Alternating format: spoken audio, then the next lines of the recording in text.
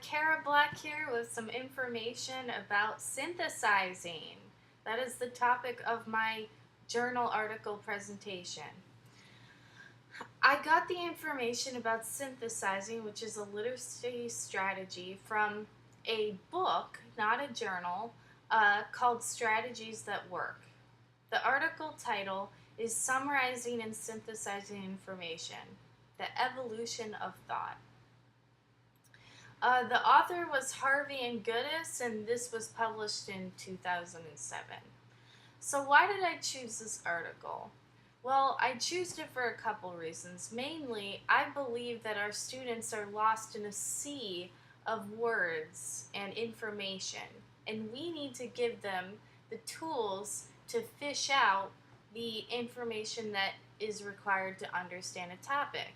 So, to emphasize why I picked this topic, I have a background. I'm actually underwater right now recording this. My hair's wet, as you can see, to emphasize that our students are swimming in a sea of words.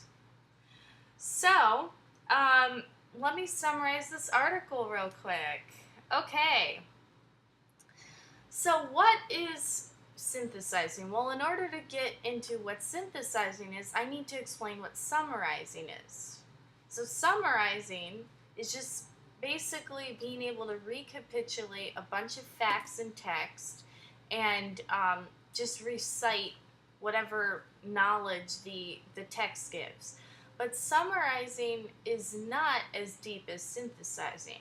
Synthesizing takes it to the next level and connects the knowledge gained from a simple summary to your real life and background knowledge. So a student will be able to take any background knowledge or information they learned in our class or other classes in order to really gain an understanding and an opinion. They can form an opinion or have some sort of discourse about this article after they read it. So that's what we're all shooting for. So why do we care that they have this level of interpretation of an article? Well, it helps the readers comprehend the text. And if you can make a connection with your real life, then you can understand the text better.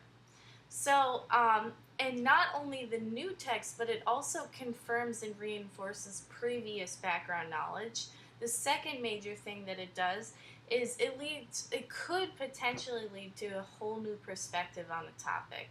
And the reason for school is not to just be able to regurgitate facts, but to be able to take a look at new knowledge and question previously held notions about the world around you. So how can you apply this to middle school education? Okay, so the first way you can do this is by making reading fun. In making reading fun, you can actually pull out the pretty colored pens, the pretty highlighters, and model for your class how to read a text and synthesize, okay? So I have a little visual for you. Oh my gosh, that's hard to see. Yeah. Okay, if I tilt it this way, you can see a little bit. Okay, so right here, I have some highlighting on an article. I also have, if you can see it, all the margins. Nope. Well, you'll just have to take my word for it. But there is a bunch of writing and annotations on the side, and I purposely ask myself funny questions in the margin when I'm teaching my kids how to do this, because then they can get a kick out of it and they're synthesizing that information, okay?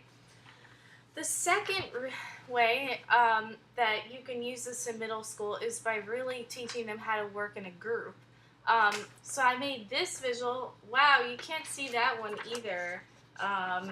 But basically, I drew four. Let me see if I tilt it. No, not at all. Okay.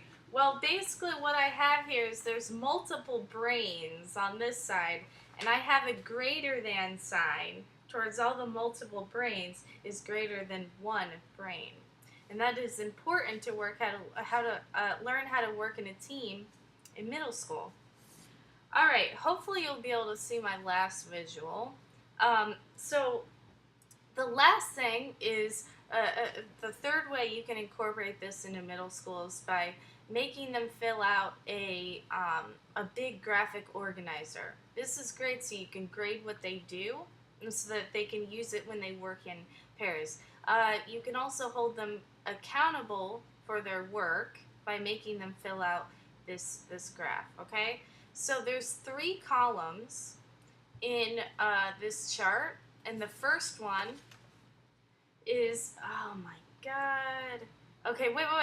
There, you can kind of see it. Okay, the first to the left column is content and facts.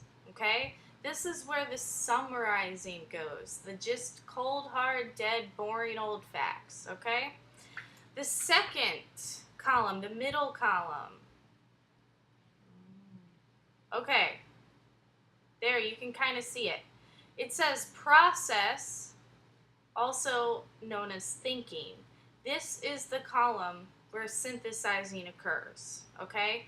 And what you can do with this is you can have different coding in this column. One is Q for question, and the second is I for inference. You can require that of your students, and you can check what they're thinking as you go through. The third column, which is optional, but I happen to love because I'm obsessed with writing structure, as I suppose most scientists who have had to write, articles or labs for class are. I'm obsessed with structure. So I require the kids, let's see if I get that perfect angle going here. All right, no, I can't. But what it says is craft, parentheses, writing. So you can have the kids comment on the structure. So let's say the author is arguing a point about, I don't know, the Big Bang or something. And at the very end, the author describes the opposition to the theory of the Big Bang. Having your students be conscious of writing structure will not only help them to summarize the text, but also synthesize the text. Okay, so that's the end of my presentation. I hope you enjoyed it.